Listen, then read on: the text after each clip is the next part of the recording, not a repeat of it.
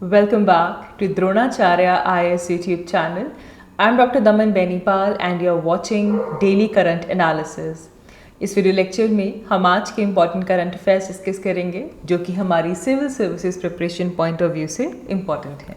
So let's begin with this video. आज का हमारा पहला टॉपिक बहुत इंटरेस्टिंग है. It is about space economy. Now space economy ये science and tech point of view से भी इम्पॉर्टेंट है क्योंकि इसमें स्पेस का पर्सपेक्टिव आ जाता है और इकोनॉमी पॉइंट ऑफ व्यू से भी इम्पॉर्टेंट है. It's a combination of both science and economy.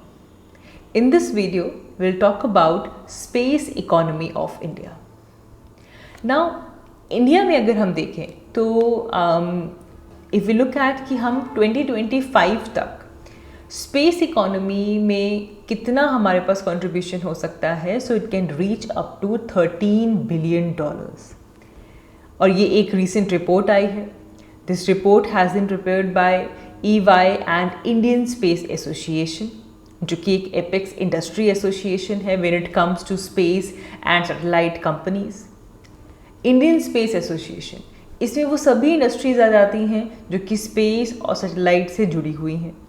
तो इन्होंने मिलकर एक जॉइंट रिपोर्ट तैयार की विद EY और इस रिपोर्ट में ये आया कि भाई इंडिया की स्पेस इकोनॉमी काफ़ी ग्रो करेगी and by 2025 it can reach to $13 billion. ठीक है. अब इस रिपोर्ट के अगर हम इम्पॉर्टेंट पॉइंट्स देखें तो सबसे ज़्यादा जो फास्टेस्ट ग्रोथ देखने के लिए मिली है या फिर मिलेगी by 2025 that is in the area of satellite launch.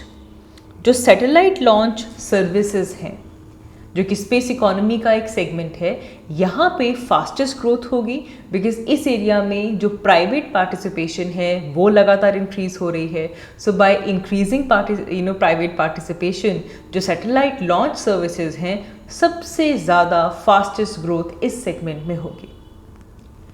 And then अगर हम देखें, हम पिछले कुछ टाइम से जो स्पेस रिलेटेड आर्टिकल्स डिस्कस कर रहे हैं तो we are seeing that these days the demand for smaller satellite is raising like anything.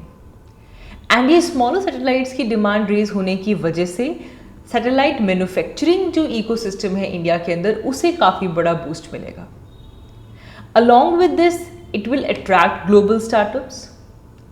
All around the world जो स्टार्टअप्स हैं वो इस सेक्टर में इंडिया में आ सकते हैं and they can we can help them to incubate the space tech companies over here. तो एक तो सैटेलाइट लॉन्च सर्विसेज के अंदर बूस्ट होना और दूसरा स्मॉल सैटेलाइट्स की ग्रोथ का बढ़ना, इन दोनों को अगर हम कपल अप कर दें तो this gives a lot of wings to the space economy. अब यहाँ पे अगर हम डॉलर टर्म्स में बात करें तो जो सैटेलाइट सर्विसेज हैं या फिर जो एप्लीकेशन सेगमेंट है it can have the largest turnover with 4.6 billion bye 2025. And ये सिर्फ और सिर्फ सैटेलाइट सर्विस और एप्लीकेशन सेगमेंट है. अगर हम ग्राउंड सेगमेंट की बात करें तो वहाँ पे 4 बिलियन उसका पोटेंशियल है. फिर सैटेलाइट मैन्युफैक्चरिंग का 3.2 बिलियन का कैलिबर है. And then lastly launch services जो हैं it can go up to $1 billion. तो हर एक सेक्टर में, स्पेस इकोनॉमी के हर एक सेक्टर में आपको ग्रोथ देखने के लिए मिल रही है. एंड यहाँ पे अगर हम इंडियन स्पेस लॉन्च की बात करें it is also going to get a boosted because government is taking positive steps. We are including private players into the Indian space ecosystem. Private players का इंडियन स्पेस इकोसिस्टम में आना, space economy में participate करना, ये एक बहुत बड़ा boost दे रहा है to our space launchers. And इसे लेकर गवर्नमेंट का ये जो स्टेप है to bring in the private sector, this is a very positive step towards the space economy of India. Along with this India की अगर हम बात करें so we have availability of low cost satellite launch vehicles. हमारे जो satellite launch vehicles हैं as compare to the rest of the world this can be made available at low cost. तो ये एडवांटेज हो गया. Along with this we can couple this up with mass production.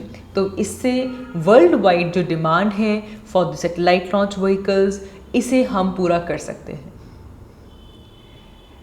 India में हमें अब space parks बनाने होंगे। IT parks बनाते हैं, now we'll have to set up space parks all across the India. इससे ऐसी कंपनीज जो कि स्पेस वैल्यू चेन में काम करती हैं, ऑपरेट करती हैं, स्पेशली जो मैन्युफैक्चरिंग करती हैं, उनको एक बहुत बड़ा फिलिप मिलेगा, उनको एक बहुत बड़ा बूस्ट मिलेगा। अब जब डेजिग्नेटेड एरिया रखा जाता है तो आपको पता है कि वहाँ पे इंसेंटिव्स भी दिए जाते हैं, and that will attract the space value chain companies to come and establish themselves in India. And even India में अगर हम देखें, there are so many companies जो कि cutting edge technology already use कर रहे हैं। They are developing their innovative launch solutions in India, and they have built a lot of expertise when it comes to the launch of low earth orbit, geo satellites, MEO satellites or orbit management solutions. So they have done a lot of expertise in that.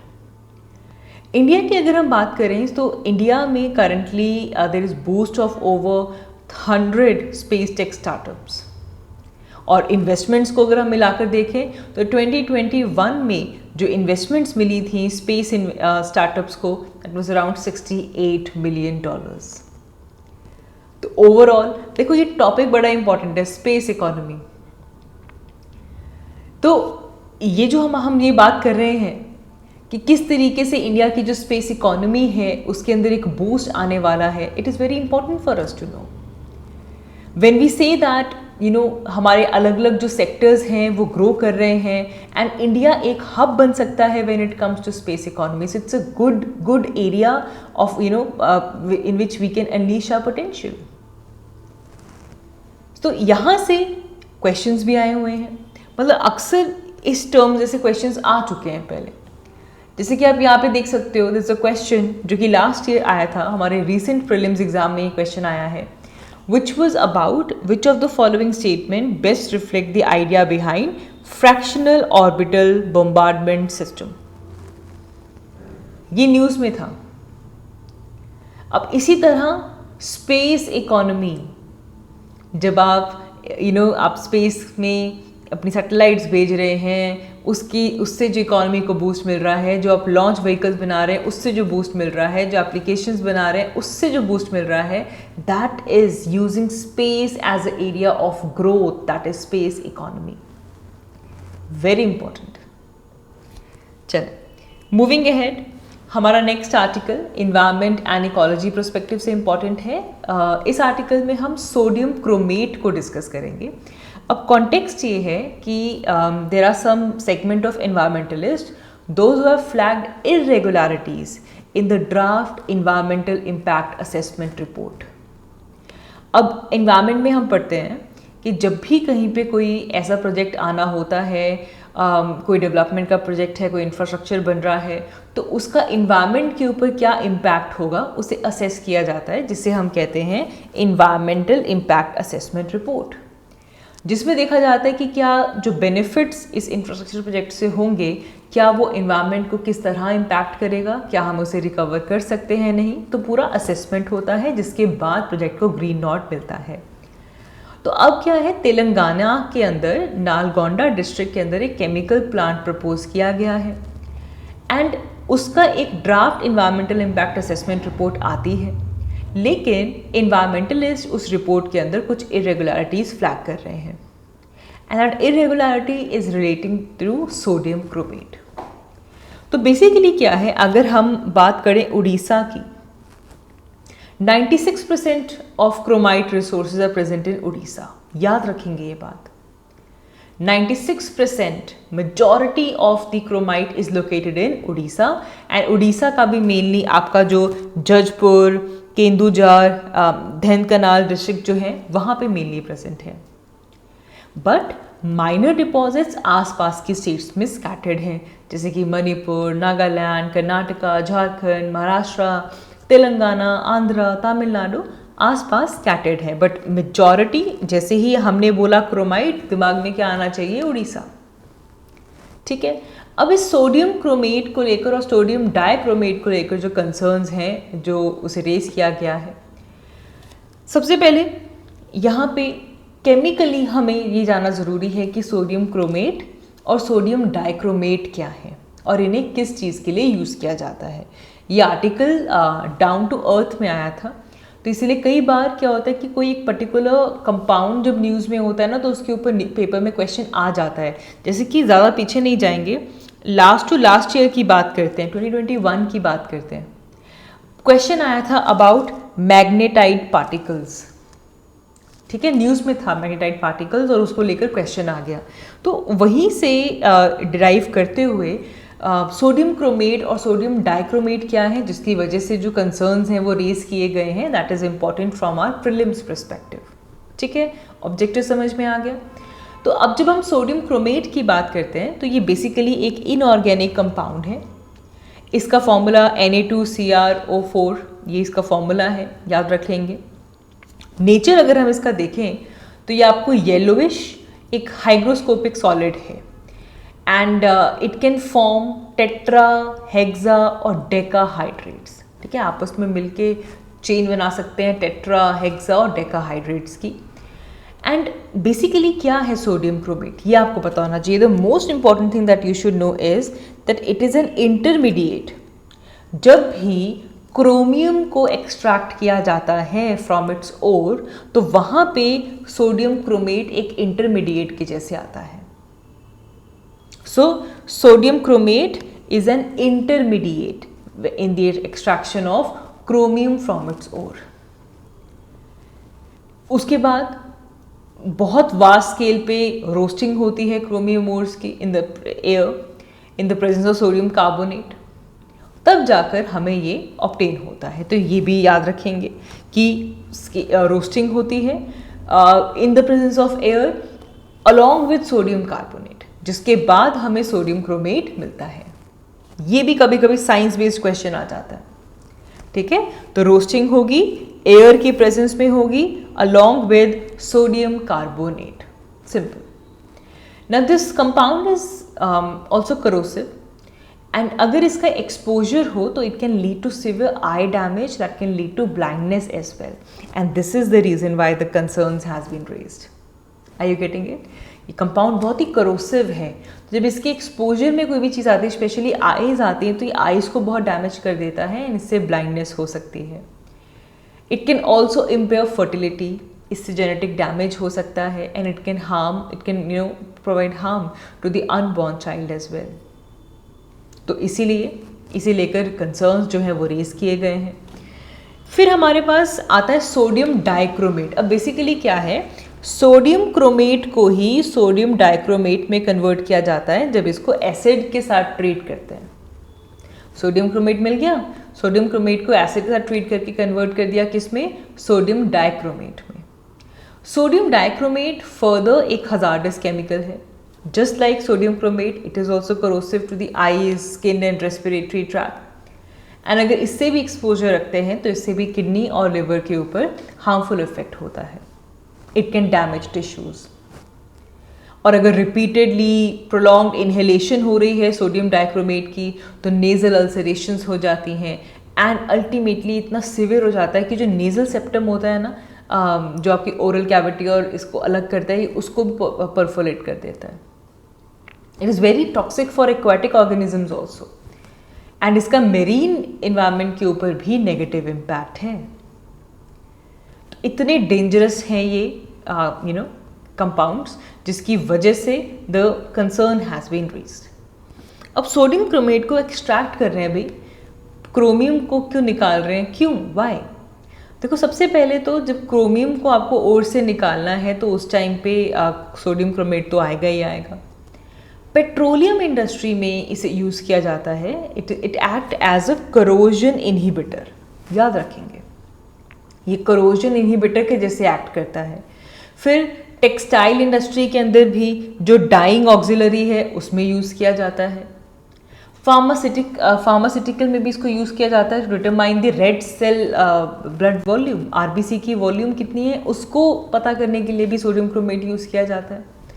Organic chemistry में sodium chromate को as a oxidant use करते हैं to convert primary alcohols to carboxylic acid and secondary alcohols to ketones, because sodium chromate is a very strong oxidizer. So therefore इसे use किया जाता है, इसीलिए इसको एक्सट्रैक्ट किया जाता है। लेकिन इसके एक्सट्रैक्शन के दौरान अगर इसे मैनेज ना किया जाए, it can have such a great negative impact that we just discussed. ठीक है, so the purpose of covering this article was, क्योंकि मैग्नेटाइट पार्टिकल्स के ऊपर क्वेश्चन आ चुका है, because that was in news, so we can expect a question based on sodium chromate and sodium dichromate. So you should be ready about it, you should know कि इससे क्या क्या हो सकता है, इसे क्यों यूज़ किया जाता है, कहाँ पे रिलीज होता है, ये बेसिक सी बातें आप याद रखेंगे। इंडिया में मेजर क्रोमाइट कहाँ पे है? Please do write in the comment box and let me know that I'm even telling you the answer, but still do the exercise because with this I believe आप long term याद रख पाएंगे। क्योंकि सबसे बड़ी ज्योग्राफी के अंदर दुखती नब्ज हमारी ये कि जब मिनरल डिस्ट्रीब्यूशन की बात आती है तो हम कंफ्यूज हो जाते हैं। मैम ये याद करना पड़ेगा, सर ये याद करना पड़ेगा, कैसे याद करेंगे कि कौन सी स्टेट में कौन सा मिनरल है? तो बच्चे ये पार्ट बाय पार्ट होता है। अगर आप एक दिन सारे मिनरल्स लेकर बैठ जाएंगे कि आज हम देखेंगे कौन सा कहाँ पे, कौन सा कहाँ पे, तो उसकी खिचड़ी बन जाती है, you not able to understand it. आज आप अपना दिन क्रोमाइट को दीजिए। क्रोमाइट आपका आज मिनरल डन हो गया, आपको पता चल गया कि 96% क्रोमाइट उड़ीसा में है और ट्रेसेस में आसपास के स्टेट्स में है। तेलंगाना का ये जो प्रोजेक्ट लग रहा है, इसके अंदर सोडियम क्रोमेट को लेकर हमारे पास कंसर्न रेज किया गया है। तो chromite distribution is done, write in the comment box chromite 96% in Odisha. Okay, I think with this can go into your long term memory. चलें आगे बढ़ते हैं। नेक्स्ट हमारा जो आर्टिकल है वो करंट अफेयर परस्पेक्टिव से इम्पॉर्टेंट है। मेंस में आप कहीं पे इसे नोट कर सकते हैं एज एन इनिशिएटिव, जब बात करते हैं कहाँ पे कर सकते हैं। It's about Tele-MANAS. टेलीमानस, सबसे पहले तो भाई इसका फुल फॉर्म आपके लिए इंपॉर्टेंट है। The full form is really important. Tele is tele, tele means telephone, ठीक है। MANAS is mental health assistance and networking across state. Mental health assistance and networking across states, याद रखेंगे। वर्ल्ड मेंटल हेल्थ डे पे Tele-MANAS initiative launch किया गया है। मानस is for mental health assistance and networking across the state. Basically, जो mental health के services हैं all over the country, उन्हें free of cost provide किया जाएगा through टेलीमानस। एंड पर्टिकुलरली ऐसे लोग जो कि रूरल और रिमोट एरियाज में रहते हैं, अनसर्व्ड एरियाज में रहते हैं, खास तौर पे इसका बेनिफिट उन्हें मिलेगा। तो फुल फॉर्म रटा हुआ होना चाहिए, mental health assistance and networking across state, TeleMANAS. जब भी हम हेल्थ इश्यूज डिस्कस करते हैं तो मेंटल हेल्थ आज के टाइम पे सबसे ज़्यादा इम्पॉर्टेंट और एक बड़ा कंसर्न है। तो इसे मैनेज करने के लिए TeleMANAS initiative is a very great initiative. It is launched by ministry of health and family welfare. अब क्वेश्चंस देखिए, ये सब इंपॉर्टेंट हैं। नोडल सेंटर कौन है इस टेलीमानस का?